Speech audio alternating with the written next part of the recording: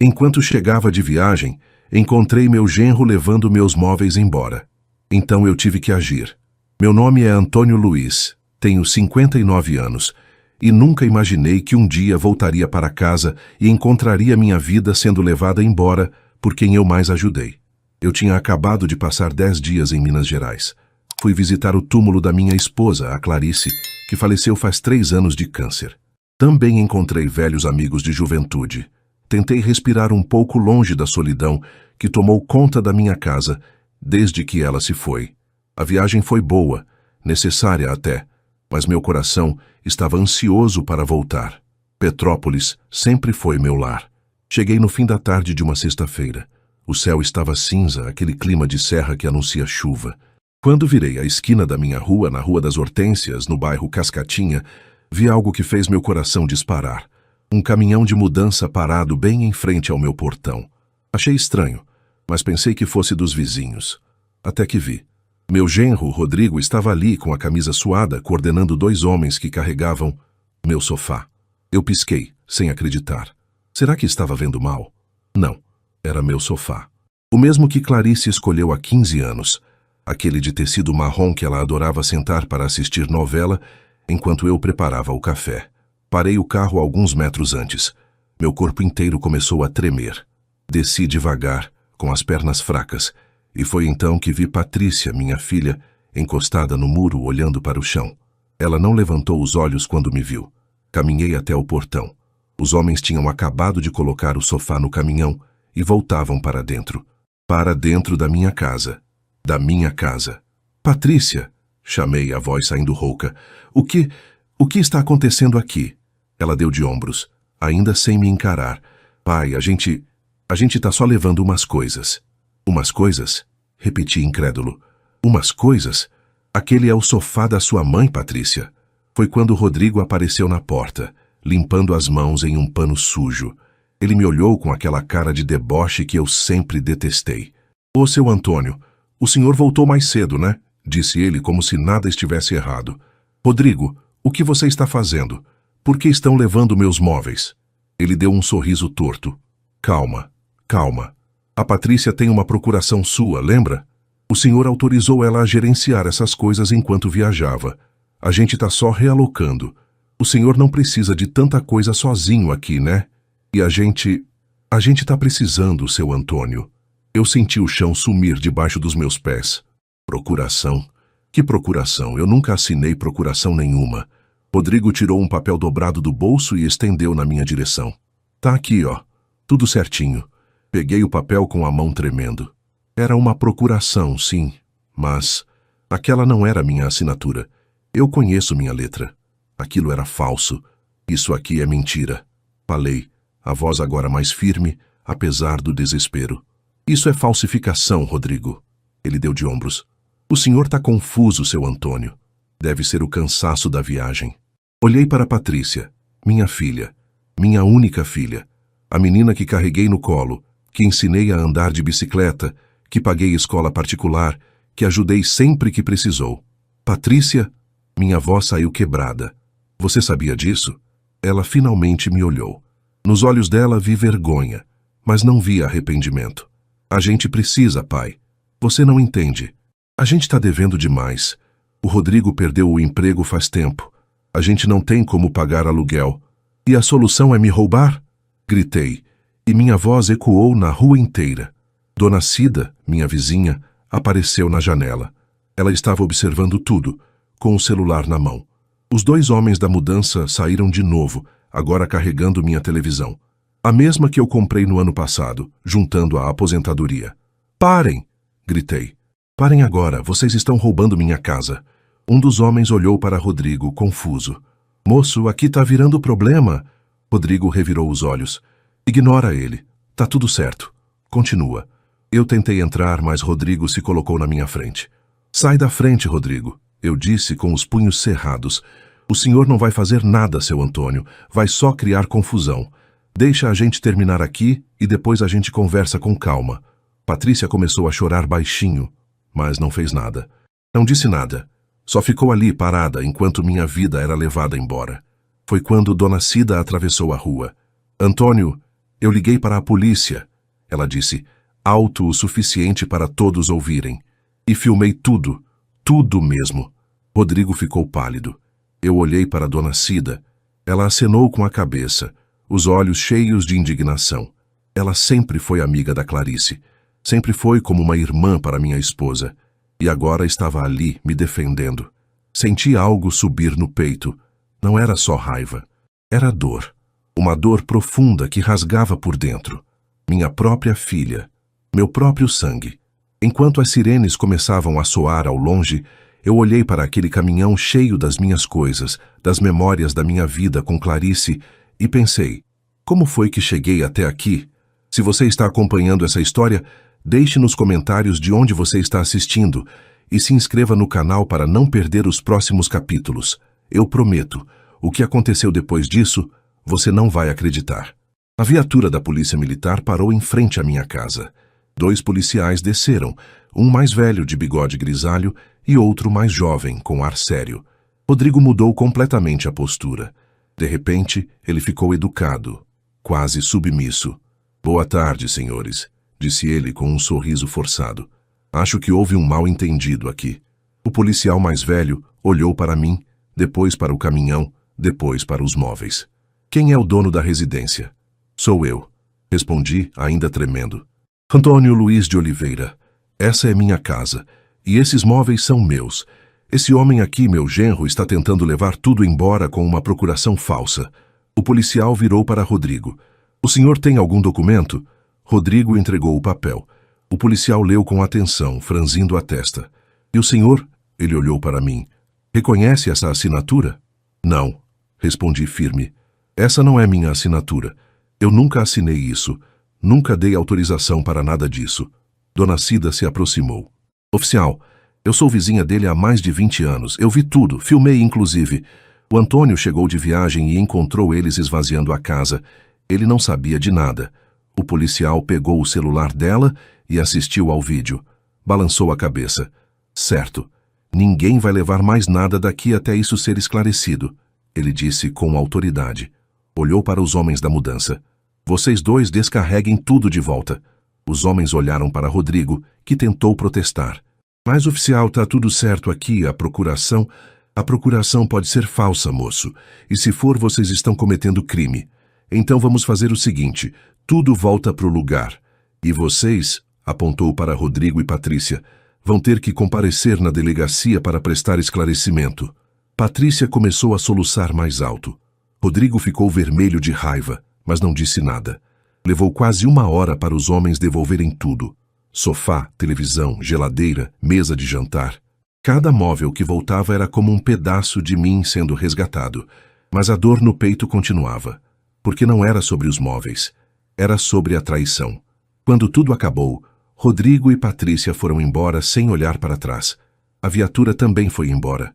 Dona Cida ficou comigo. Antônio, entra. Vou fazer um chá para você. Entrei na minha casa.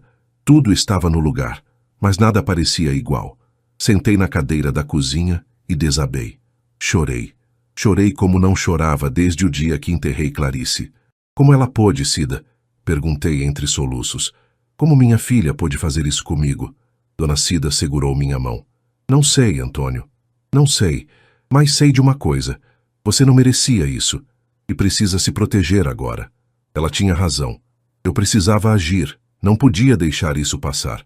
No dia seguinte, sábado de manhã, liguei para o Dr. Marcelo, um advogado amigo da família, que tinha ajudado Clarice com questões de herança anos atrás. Expliquei tudo. Antônio, isso é gravíssimo. Ele disse, a voz preocupada. Falsificação de documento, tentativa de furto. Você precisa registrar um boletim de ocorrência imediatamente. E eu vou precisar de cópias de tudo. Seus documentos, a procuração falsa, o vídeo da Dona Cida. Mas, doutor, é minha filha, eu disse, a voz falhando. Se eu fizer isso, ela pode ser presa, não pode? Ele suspirou. Antônio, eu entendo sua dor, mas ela tentou roubar você. E se você não agir agora, vai dar a entender que pode ser feito de novo. Você precisa colocar limites, pelo seu bem. Eu sabia que ele estava certo, mas doía. Doía demais.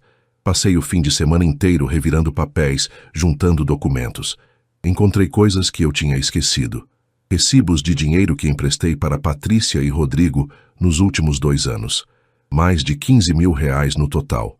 Nunca pediram para devolver. Eu nunca cobrei. Na segunda-feira de manhã, fui até a delegacia. A escrivã, uma mulher de uns 40 anos, me ouviu com atenção. "O senhor quer registrar contra a filha também?" Ela perguntou. Respirei fundo. "Sim, contra os dois." Assinei o boletim. Minhas mãos tremiam. Quando saí dali, vi uma mensagem no celular. Era de Patrícia. "Pai, a gente só estava tentando sobreviver. Você tem tudo. A gente não tem nada. Não acredito que você chamou a polícia. Não quero mais falar com você." Li aquilo e senti vontade de ligar, de explicar, de pedir desculpas. Mas parei. Pedi desculpas por quê? Por me defender? Guardei o celular. Não respondi. Nos dias seguintes, o Dr. Marcelo descobriu mais coisas. Rodrigo tinha dívidas enormes de jogo online. Ele devia para agiotas. Tinha perdido o emprego não por cortes na empresa, mas porque foi pego desviando dinheiro do caixa.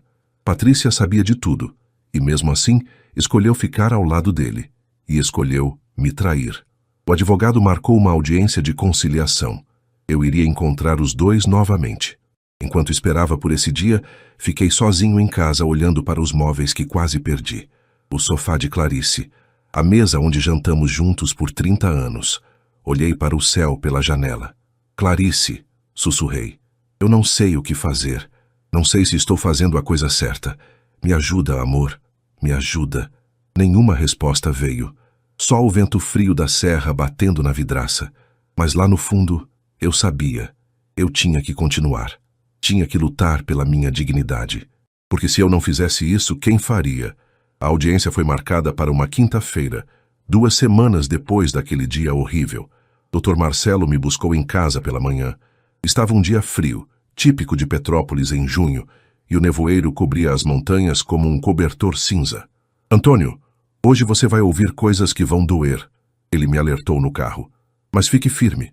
Não deixe que eles te manipulem emocionalmente. Você está no seu direito." Eu balancei a cabeça, mas por dentro sentia um aperto no peito. Ia ver minha filha de novo, ia olhar no rosto dela, e não sabia como reagiria. Chegamos no fórum, subimos até a sala de conciliação. Quando entramos, Patrícia e Rodrigo já estavam lá, sentados do outro lado da mesa. Patrícia tinha olheiras profundas.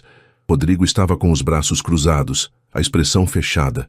Ela olhou para mim por um segundo, depois desviou o olhar. A conciliadora, uma mulher de uns 50 anos, de óculos e ar severo, começou a falar. "Bom dia a todos. Estamos aqui para tentar resolver a situação de forma amigável antes que isso vá para a esfera criminal. Senhor Antônio, o senhor acusa seu genro e sua filha de falsificação de documento e tentativa de furto. É isso?" "Sim, senhora", respondi, a voz mais firme do que eu esperava. Ela se virou para Rodrigo e Patrícia. "E vocês? O que têm a dizer?" Rodrigo se inclinou para a frente. Olha, a gente errou, tá? Mas não foi por mal. A gente tá desesperado. Devo quase 30 mil reais. Tô recebendo ameaça. A Patrícia tá grávida." Meu coração parou. "O quê?" Olhei para a Patrícia. Ela colocou a mão na barriga. "É verdade, pai. Tô de 3 meses." Senti as lágrimas queimarem nos olhos. Minha filha estava esperando um filho. Meu neto. E eu não sabia. Rodrigo continuou, aproveitando minha fraqueza. "A gente não sabia o que fazer. Então pensei, o senhor vive sozinho naquela casa cheia de coisa. A gente pensou em pegar emprestado, vender, pagar a dívida e depois repor tudo. Não era para ser roubo. Era um empréstimo forçado." Dr. Marcelo bateu na mesa. "Empréstimo forçado? Isso não existe. Vocês falsificaram um documento oficial. Isso é crime. E tentaram esvaziar a casa de um idoso enquanto ele estava viajando. Isso é furto qualificado." A conciliadora ergueu a mão. "Por favor, vamos manter a calma." "Patrícia, você sabia da falsificação da procuração?" Patrícia abaixou a cabeça. Eu não queria, mas o Rodrigo disse que era a única forma. Ele disse que meu pai entenderia depois, que a gente devolveria tudo." "Você acreditou nisso?" Perguntei, a voz quebrando. "Você acreditou que eu ia entender que vocês roubaram de mim?" Ela começou a chorar. "Pai, desculpa. Eu tô desesperada. A gente vai ser despejado. Não tenho onde morar. Não tenho como criar meu filho. Meu coração estava dilacerado. Era minha filha. Era meu neto. Mas era também minha dignidade. Meu respeito. Dr. Marcelo olhou para mim esperando. A conciliadora perguntou: Senhor Antônio, vocês gostariam de propor um acordo? Algo que evite o processo criminal? Respirei fundo. Olhei para Patrícia, olhei para Rodrigo. Eu tenho condições, disse devagar. Primeiro, Rodrigo admite publicamente, por escrito, que falsificou o documento. Segundo, ele procura ajuda profissional para o vício em jogo e arruma um emprego. Terceiro, vocês devolvem todo o dinheiro que peguei emprestado nesses anos, mesmo que seja aos poucos. E quarto, eu pausei, sentindo o nó na garganta. Vocês pedem desculpa. De verdade. Rodrigo revirou os olhos. Pedir desculpa? Você tá de brincadeira? Patrícia segurou o braço dele. Rodrigo, para. Ele puxou o braço. Não, Patrícia. Seu pai tem dinheiro, tem casa própria, aposentadoria boa. A gente não tem nada. Ele devia era ajudar a gente ao invés de ficar bancando a vítima. Levantei da cadeira. Eu sempre ajudei vocês. Sempre. Paguei aluguel, comprei comida, dei dinheiro quando pediram. E mesmo assim, vocês tentaram me roubar. Tentaram tirar o pouco que sobrou da minha vida com sua mãe. Rodrigo ficou de pé também. Sua mulher já morreu, velho. Supera. Aqueles móveis velhos não vão trazer ela de volta. O silêncio caiu na sala como uma pedra. Dr. Marcelo segurou meu ombro. A conciliadora ficou boquiaberta. E Patrícia? Patrícia começou a chorar convulsivamente. Rodrigo, cala a boca! Ela gritou. Cala a boca! Mas já era tarde. Eu olhei para aquele homem que minha filha escolheu, e entendi tudo. Ele nunca teve respeito por mim, nunca teve vergonha, só queria dinheiro. Sentei de novo, cansado. Não vai ter acordo, eu disse baixo. Eu quero que a justiça seja feita. A conciliadora suspirou. Então vou encaminhar o processo para a vara criminal. Vocês vão responder pelos crimes. Patrícia levantou desesperada. Pai, por favor, pelo amor de Deus, pensa no seu neto. Eu olhei para ela. Eu pensei, Patrícia. Pensei muito. Mas não posso deixar que você use essa criança para justificar o que fizeram comigo. Se você quer ser mãe, começa aprendendo a ter caráter. Porque criança precisa de exemplo. E você está dando o pior. Saí da sala. Dr. Marcelo veio atrás de mim. Na rua, respirei fundo o ar frio de Petrópolis. Eu tinha feito a coisa certa. Mas por que doía tanto?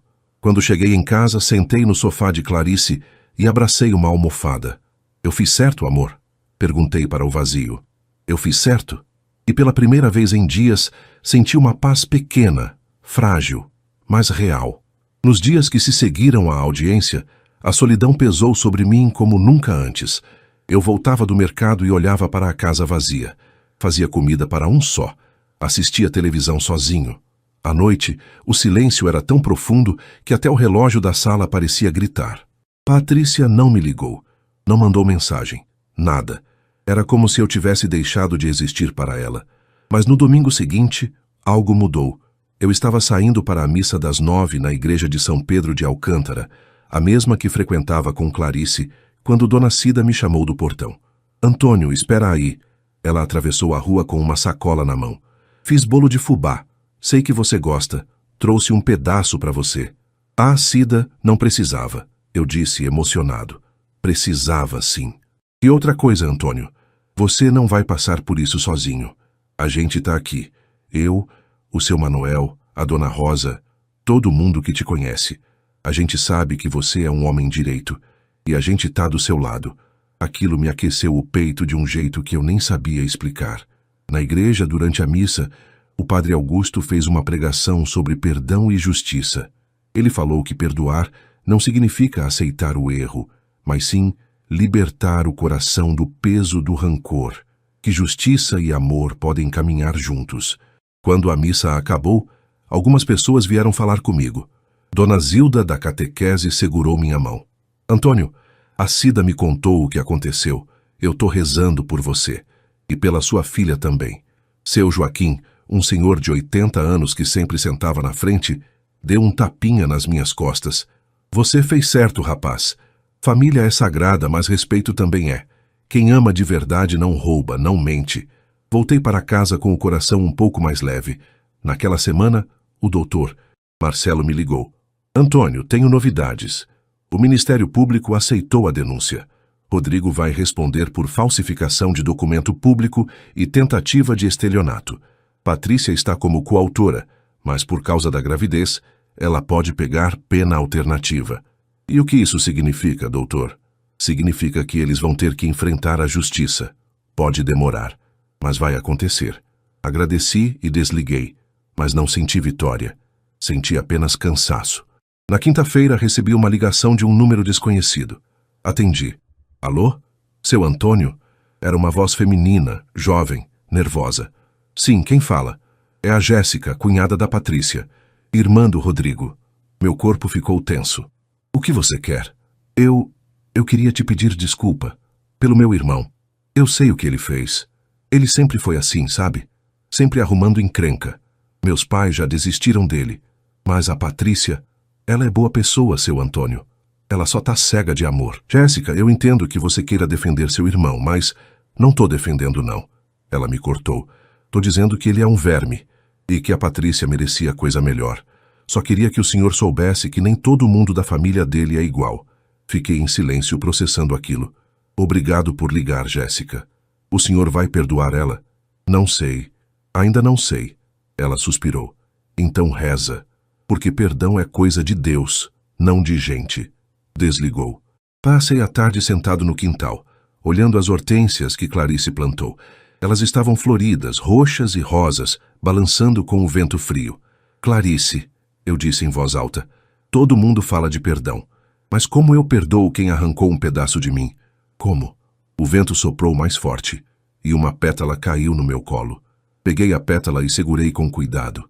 Lembrei de quando Patrícia era pequena, e corria por esse mesmo quintal rindo, chamando, pai, pai, olha a flor que eu achei.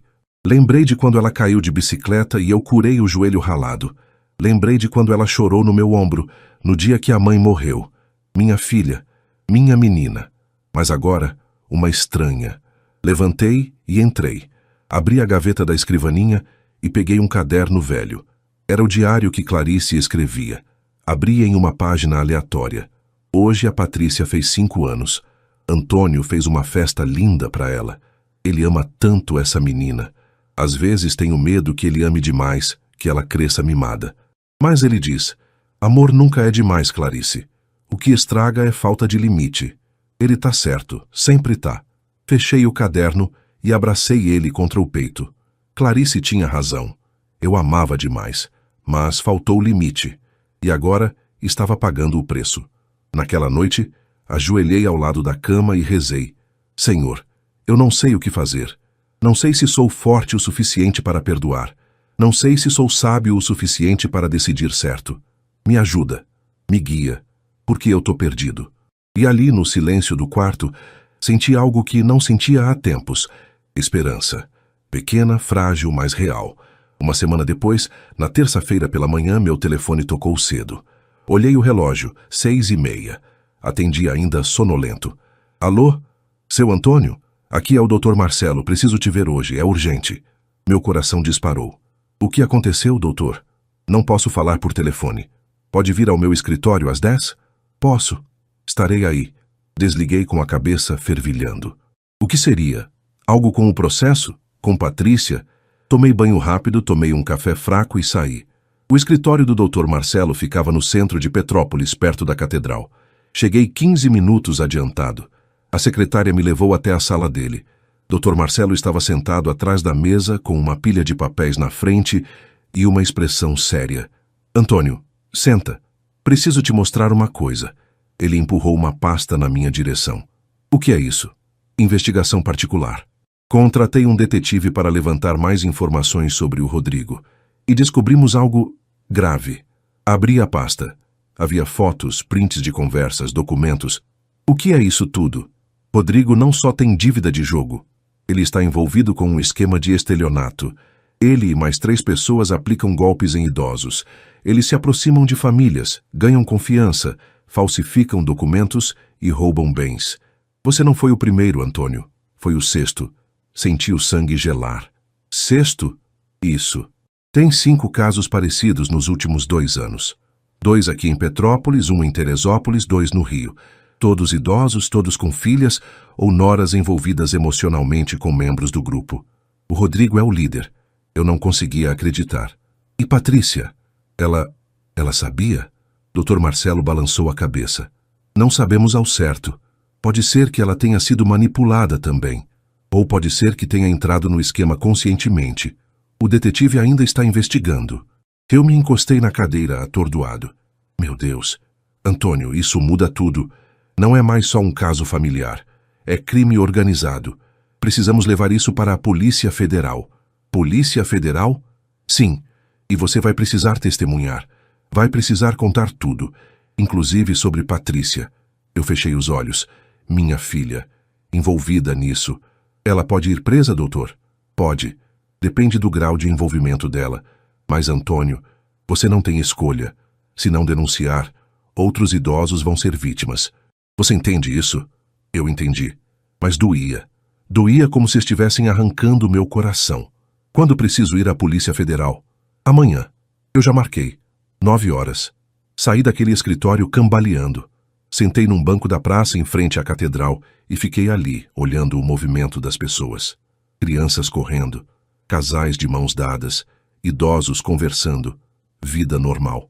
Enquanto a minha desmoronava, voltei para casa e sentei no sofá.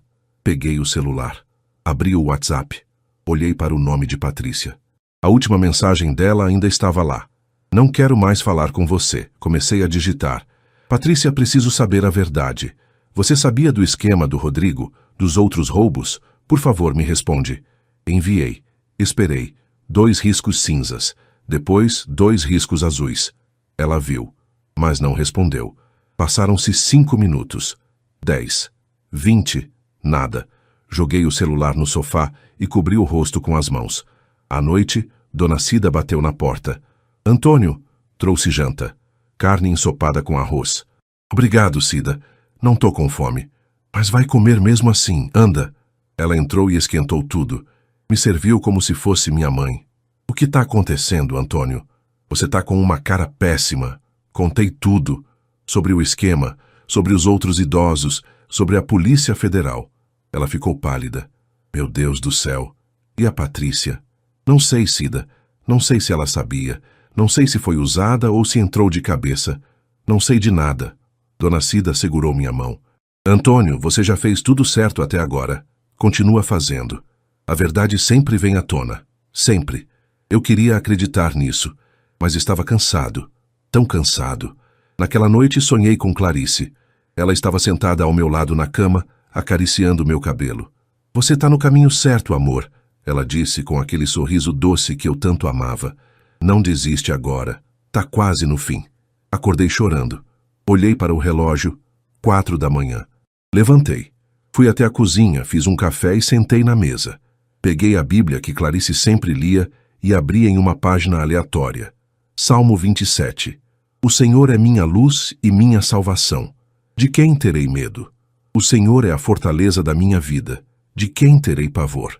Li aquilo 3 vezes. E senti pela primeira vez que não estava sozinho. Quando o sol nasceu, eu estava pronto. Pronto para ir à Polícia Federal. Pronto para contar tudo. Pronto para enfrentar o que viesse. Porque a verdade, por mais dolorosa que fosse, precisava vir à tona. Na manhã seguinte, Dr. Marcelo me buscou às 8h30. Fomos até a sede da Polícia Federal no Rio de Janeiro. O trajeto levou quase 2 horas e durante todo o caminho fiquei em silêncio, olhando a paisagem da serra dar lugar ao concreto da cidade grande. Chegamos a um prédio imponente com seguranças na porta. Dr. Marcelo me guiou até uma sala de depoimentos. Lá dentro, 2 agentes federais me esperavam. Um homem de uns 40 anos, de terno escuro, e uma mulher mais jovem, de óculos, com um notebook aberto. Senhor Antônio Luiz de Oliveira? O homem perguntou, estendendo a mão. Sim, senhor. Sou o delegado federal Gustavo Mendes. Essa é a agente Carolina Alves. Obrigado por vir até aqui. Sei que não é fácil. Sentei na cadeira indicada. Dr. Marcelo sentou ao meu lado. Senhor Antônio, o Dr. Marcelo nos passou um dossiê sobre seu caso. E ele se encaixa em uma investigação maior que estamos conduzindo há 6 meses, explicou a agente Carolina. Estamos rastreando uma quadrilha especializada em golpes contra idosos. O nome Rodrigo Henrique Ferreira já apareceu em nosso radar antes. Meu estômago revirou. Quantas pessoas ele já enganou? Pelo menos 8 que conseguimos identificar. Mas acreditamos que o número seja maior, respondeu o delegado Gustavo. Vou precisar que o senhor conte tudo desde o início. Cada detalhe importa. E eu contei. Contei sobre o dia que voltei de viagem e encontrei o caminhão, sobre a procuração falsa, sobre a audiência, sobre as dívidas de jogo, os empréstimos que nunca foram pagos, sobre Patrícia. Quando mencionei minha filha, minha voz tremeu. E sobre Patrícia, senhor Antônio? A agente Carolina perguntou com delicadeza. O senhor acredita que ela estava ciente do esquema? Respirei fundo. Eu não sei. Eu quero acreditar que não, que ela foi manipulada. Mas ela assinou papéis. Ela estava lá. Ela não me olhou nos olhos. Então eu não sei. O delegado Gustavo balançou a cabeça. Infelizmente, em casos como esse, é comum que companheiras sejam cooptadas. Às vezes por amor, às vezes por medo, às vezes por interesse. Vamos investigar. Passaram-se 4 horas dentro daquela sala. Assinei documentos, autorizei buscas, forneci prints de conversas e recibos. Quando terminamos, eu estava exausto. Senhor Antônio, o que vai acontecer agora é o seguinte, explicou o delegado. Vamos pedir mandados de busca e apreensão na residência de Rodrigo e dos outros membros da quadrilha. Vamos apreender computadores, celulares, documentos e vamos intimar todos para depor, inclusive Patrícia. Quando isso vai acontecer? Perguntei. Em 48 horas, no máximo. Saímos dali. No carro, Dr. Marcelo tentou me animar. Antônio, você fez a coisa certa. Agora é confiar na justiça. Mas eu não me sentia bem. Sentia que tinha acabado de assinar a prisão da minha própria filha. Voltei para Petrópolis no fim da tarde. Quando cheguei em casa, vi uma mensagem no celular. Era de Patrícia. Pai, por favor, me encontra. Preciso falar com você, pessoalmente, por favor. Meu coração apertou. Será que ela ia confessar? Pedir perdão? Ou tentar me manipular de novo? Digitei devagar. Onde? A resposta veio imediata. Na pracinha perto da nossa antiga casa. Aquela que a gente ia quando eu era criança. Amanhã, 3 da tarde? Eu lembrei daquela pracinha. Era onde eu a levava todo domingo para brincar no balanço. Onde comprávamos picolé no carrinho do seu Zé. Onde ela corria atrás de pombas e ria até perder o fôlego. Eu vou. Naquela noite mal consegui dormir. Fiquei imaginando o que ela diria. O que eu diria. Se conseguiria olhar nos olhos dela sem desmoronar. No dia seguinte, cheguei à pracinha 10 minutos adiantado. Sentei no mesmo banco onde costumava sentar enquanto Clarice corria atrás de Patrícia. A pracinha estava vazia, exceto por um casal de namorados e uma senhora passeando com um cachorro. Às 3 em ponto, vi Patrícia se aproximando. Ela estava com um vestido simples, os cabelos presos, a barriga já um pouco mais saliente. Parecia ter envelhecido 10 anos. Ela sentou ao meu lado, mas não me olhou. Oi, pai. Oi, Patrícia. Ficamos em silêncio por alguns segundos. Eu sei que você foi na Polícia Federal, ela disse finalmente. Como você sabe? O Rodrigo tem um conhecido de lá, avisaram ele. Ele está desesperado. E você? Ela finalmente me olhou. Os olhos estavam vermelhos, inchados. Eu tô apavorada, pai. Você sabia do esquema, Patrícia? Ela começou a chorar. Eu descobri faz 2 meses. Encontrei conversas no celular dele. Ele estava planejando fazer com você o que já tinha feito com outras pessoas. Eu pedi para ele parar. Mas ele disse que a gente precisava, que era a única saída. E você aceitou? Eu não aceitei. Eu tentei te avisar. Por isso eu tinha ficado estranha nos últimos meses. Mas eu tinha medo. Medo dele. Medo de perder ele. Medo de ficar sozinha grávida. Então você preferiu me trair a me proteger? Ela soluçou mais alto. Pai, eu errei. Eu sei. Eu errei muito. Mas eu não sabia que ele era assim quando casei. E quando descobri, já era tarde demais. Eu senti raiva e pena. Tudo misturado. Patrícia, você tem uma escolha agora. Colaborar com a justiça, contar tudo o que sabe. Entregar ele. E se eu fizer isso, ele vai preso e eu vou presa também. Talvez, mas se você não fizer, outros idosos vão sofrer. Outros pais vão ser roubados pelos próprios filhos. Ela escondeu o rosto nas mãos. Pai, eu tenho medo. Tenho medo de perder meu filho. Tenho medo de ir para a cadeia grávida. Eu segurei a mão dela. Pela primeira vez em semanas, toquei minha filha. Então faz a coisa certa. Pela primeira vez faz a coisa certa. Ela me olhou, os olhos cheios de lágrimas e desespero. Você vai me perdoar? Se eu fizer isso, você vai me perdoar? Eu não respondi imediatamente, porque eu não sabia a resposta. Perdão não apaga o que foi feito, Patrícia, mas é o primeiro passo para reconstruir, para você se reconstruir. Ela balançou a cabeça, chorando. Eu vou colaborar, vou contar tudo, mas por favor, pai, não me abandona, não me abandona. Eu a abracei e chorei junto com ela, porque apesar de tudo ela ainda era minha filha, e no fundo ainda havia um fio de esperança. 2 dias depois do meu encontro com Patrícia, numa sexta-feira de manhã, meu celular tocou cedo. Era o delegado Gustavo. Senhor Antônio, bom dia. Só queria avisar que hoje vai acontecer a operação. Vamos cumprir os mandados de busca e apreensão. Sua filha cumpriu o acordo e está colaborando conosco. Meu coração disparou. Ela está bem? Está sendo acompanhada por uma assistente social e um advogado. Está segura. Mas, senhor Antônio, eu preciso que o senhor fique em casa hoje. Por segurança. Rodrigo é perigoso quando acuado. Entendido.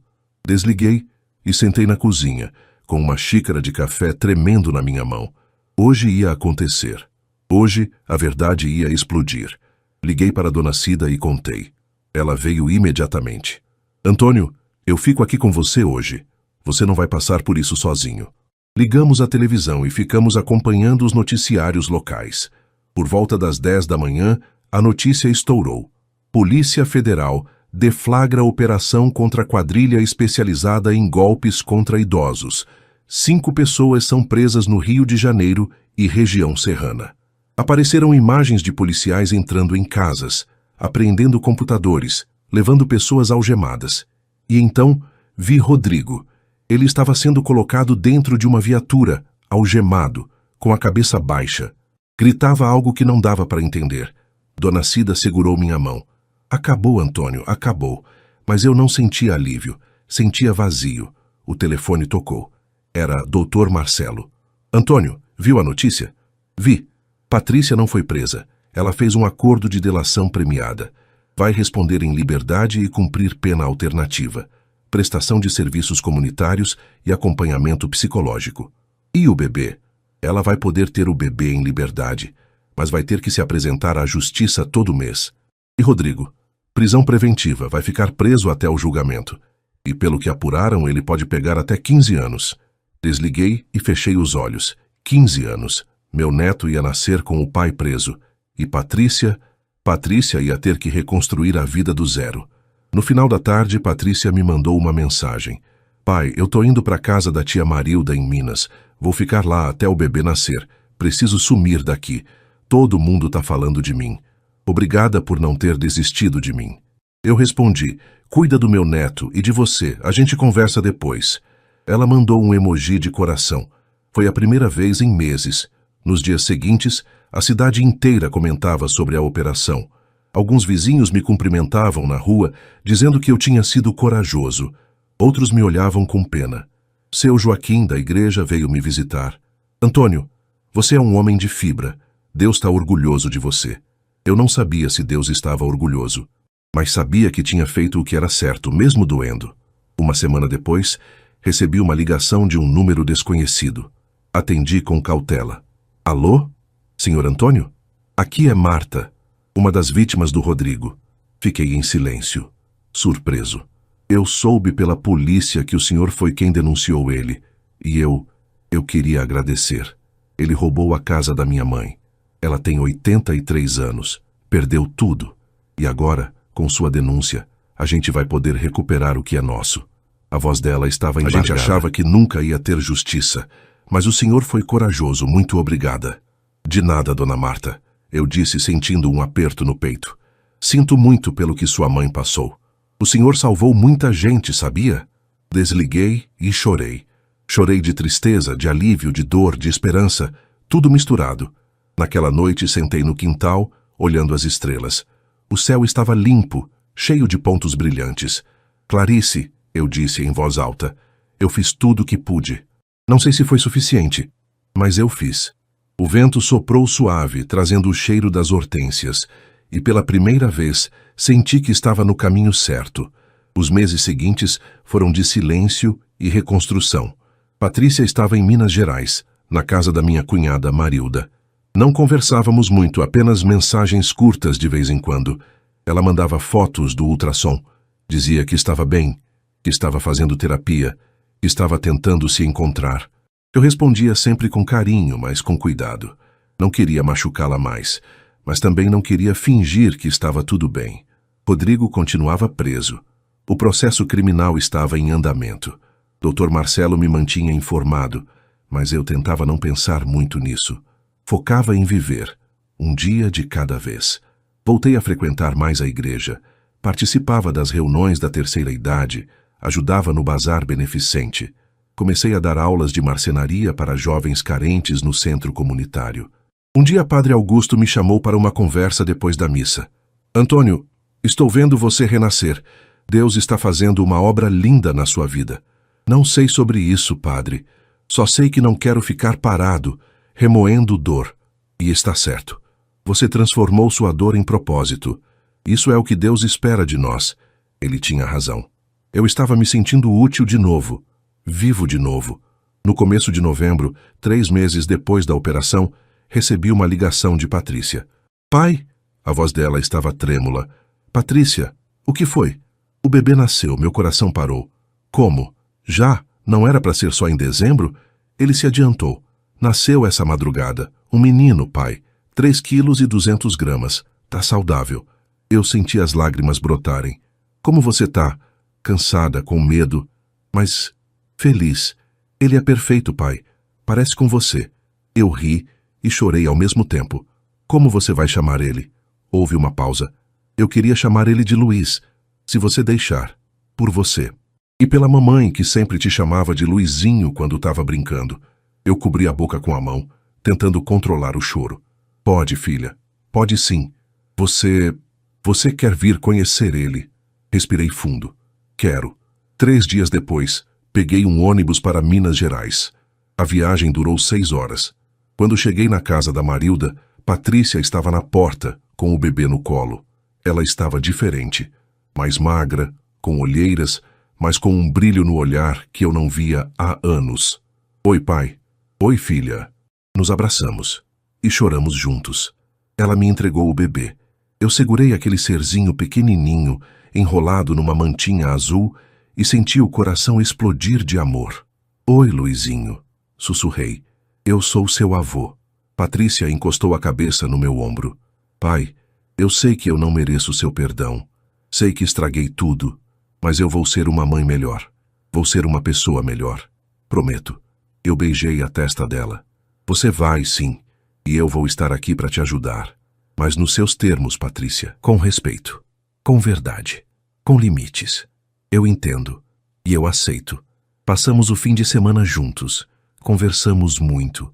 Ela me contou tudo o que tinha passado. As ameaças de Rodrigo, o medo, a manipulação. Como ela se sentiu presa, sem saída. Como agora, longe dele, estava conseguindo enxergar o quão tóxica era aquela relação. Pai, eu não vou voltar para ele. Mesmo que ele saia da cadeia um dia. Eu não quero. Eu mereço coisa melhor.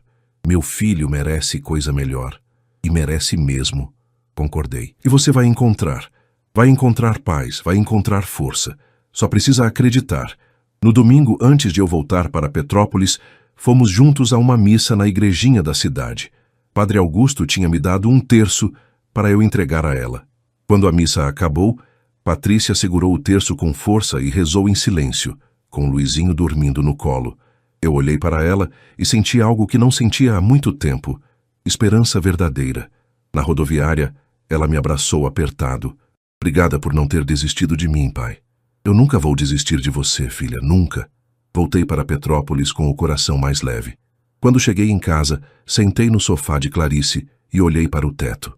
Clarice, você viu? A gente tem um neto. Um netinho lindo. E a Patrícia tá voltando. Devagar, mas tá voltando.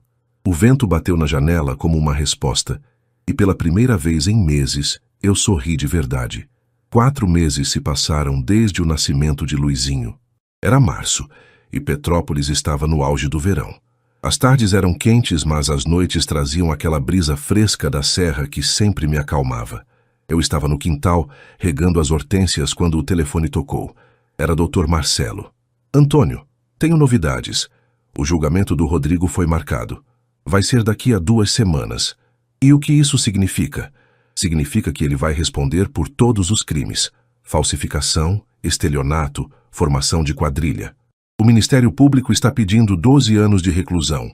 E Patrícia? Ela já cumpriu a primeira parte da pena alternativa. Está fazendo serviço comunitário numa creche em Minas. O juiz elogiou a postura dela. Disse que ela demonstrou arrependimento genuíno. Que bom. Antônio, você vai precisar testemunhar no julgamento. Você é a principal vítima. Seu depoimento é fundamental. Senti o estômago revirar. Eu vou ter que ver ele? Vai.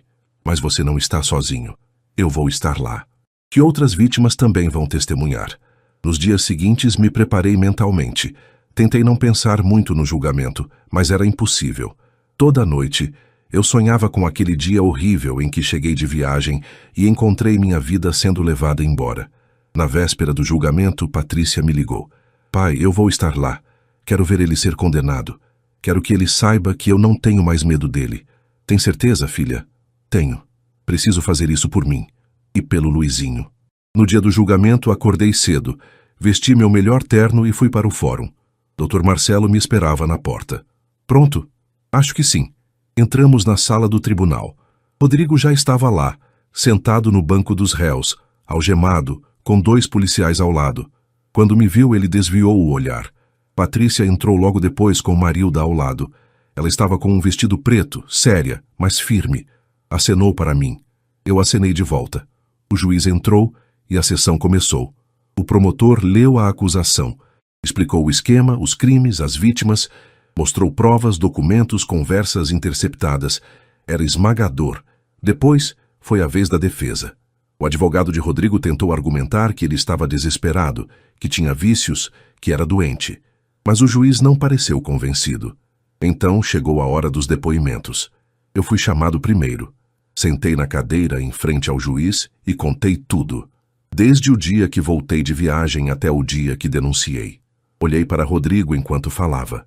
Ele não me encarou nenhuma vez. Quando terminei, o promotor perguntou: Senhor Antônio, qual foi o impacto emocional que isso teve na sua vida? Respirei fundo. Eu perdi a confiança na minha própria filha. Perdi a paz da minha casa. Fiquei com medo de ser traído de novo. Mas aprendi que justiça é mais importante que silêncio e que amor verdadeiro vem com limites e com verdade. O juiz balançou a cabeça, anotando. Outras vítimas testemunharam. Dona Marta, a senhora cujo filho foi enganado. Seu Carlos, um viúvo que perdeu a casa. Cada depoimento era um soco no estômago. Por fim, Patrícia foi chamada. Ela subiu ao banco das testemunhas com as mãos tremendo. O promotor foi gentil. Patrícia, você pode nos contar como conheceu Rodrigo e o que aconteceu? Ela respirou fundo e contou tudo. Como ele era charmoso no começo. Como aos poucos foi se tornando controlador. Como descobriu as dívidas, as mentiras, o esquema. Como teve medo de sair. Como se arrependeu de tudo. Eu fui covarde, ela disse chorando. Eu deveria ter protegido meu pai. Mas protegi o homem errado. E isso eu vou carregar para sempre. Rodrigo finalmente olhou para ela. Mas não com amor, com desprezo. Quando todos os depoimentos terminaram, o juiz deu a palavra final. Rodrigo Henrique Ferreira, você é acusado de crimes gravíssimos. Você traiu a confiança de pessoas vulneráveis. Você destruiu famílias. Você não demonstrou um pingo de arrependimento. Portanto, eu o condeno a 13 anos de reclusão em regime fechado, sem direito a recorrer em liberdade. A sala inteira ficou em silêncio. Rodrigo abaixou a cabeça. Patrícia soluçou, mas dessa vez não de tristeza, de alívio. Eu fechei os olhos e agradeci a Deus. Quando saímos do tribunal, Patrícia me abraçou forte. Acabou, pai. Acabou de verdade. Acabou sim, filha. Fomos juntos tomar um café numa padaria perto do fórum. Conversamos sobre o futuro, sobre Luizinho, sobre recomeços. Pai, eu quero voltar para Petrópolis, ela disse de repente. Tem certeza? Tenho. Quero que meu filho cresça perto de você. Quero aprender a ser uma boa mãe. E quero reconstruir o que eu destruí.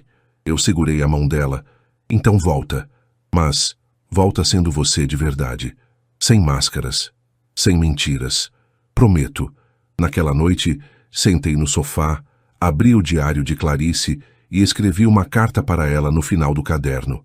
Clarice, hoje a justiça foi feita. Rodrigo vai pagar pelo que fez. Patrícia está voltando para casa. E nosso neto Luizinho vai crescer sabendo o que é certo e errado. Você estaria orgulhosa. Eu sei que está. Obrigado por nunca me deixar sozinho, amor. Mesmo do céu você ainda me guia. Fechei o caderno e o abracei.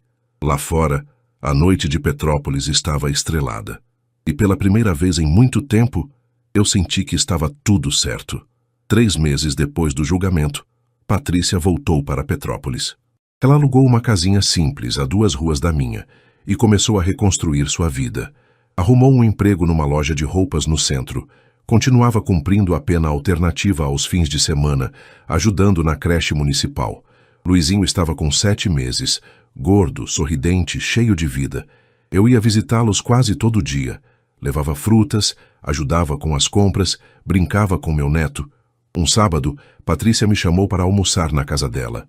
Ela tinha feito feijoada, a mesma receita que Clarice fazia. Aprendi com a tia Marilda, ela disse orgulhosa.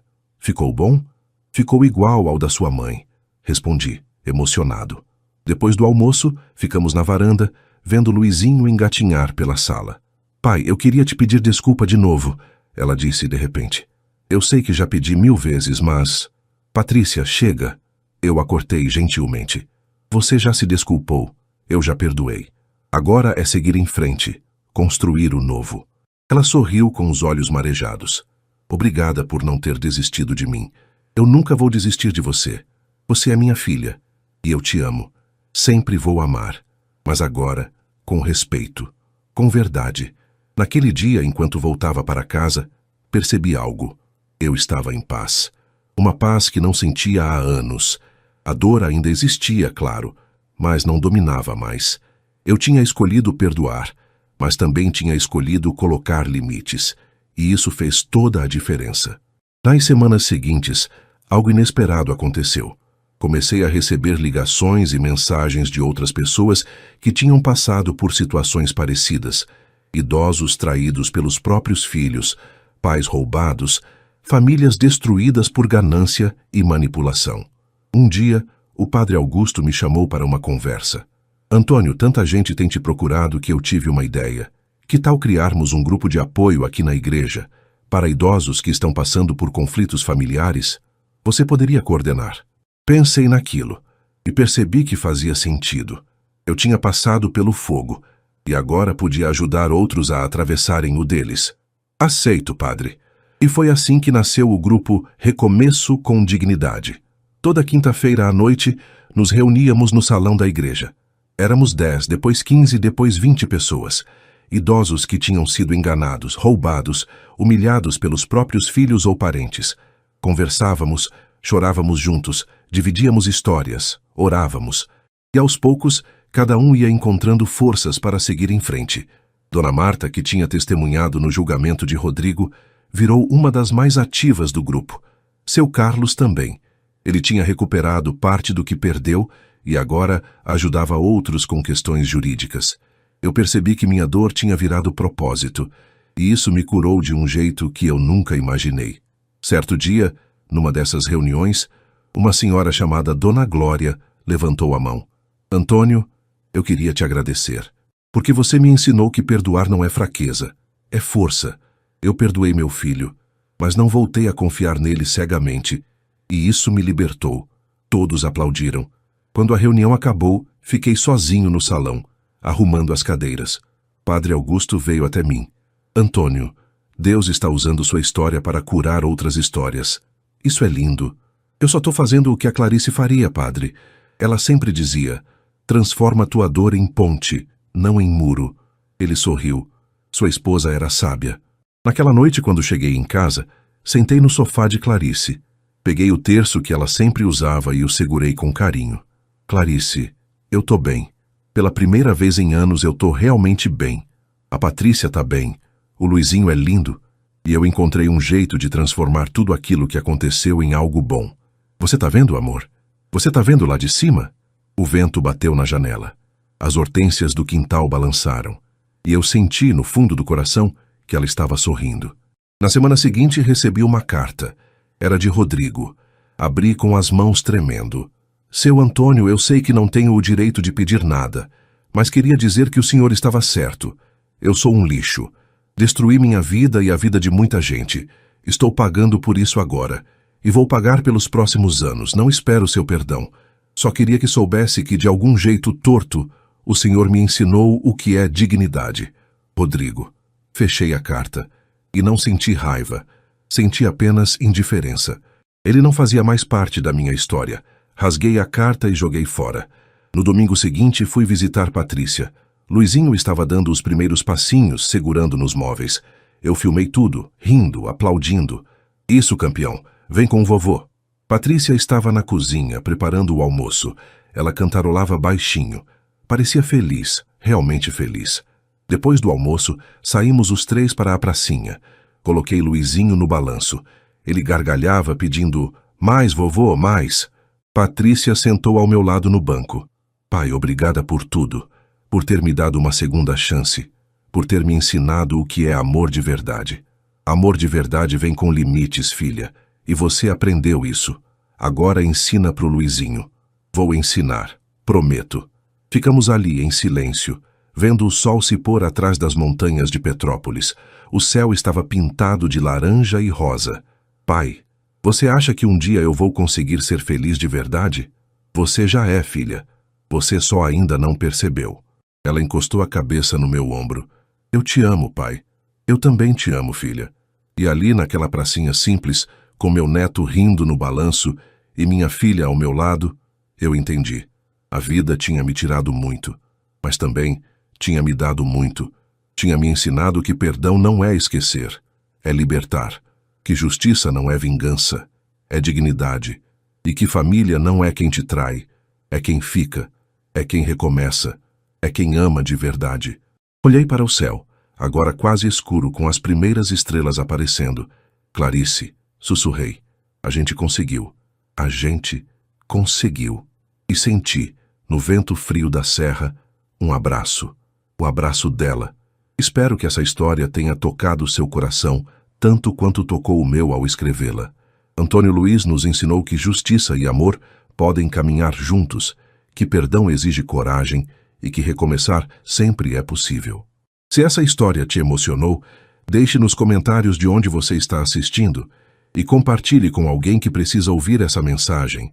Se inscreva no canal para mais histórias que tocam a alma e nos lembram do que realmente importa. Que Deus abençoe você e sua família. Até a próxima história.